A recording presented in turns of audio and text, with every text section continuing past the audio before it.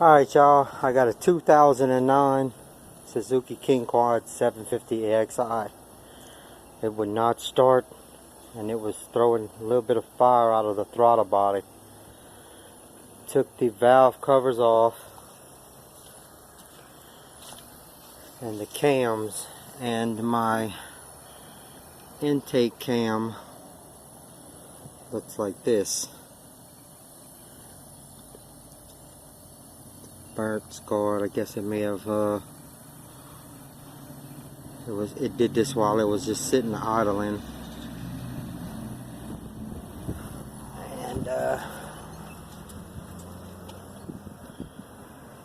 if I could get my camera to work, you can see that first journal where that bearing got hot.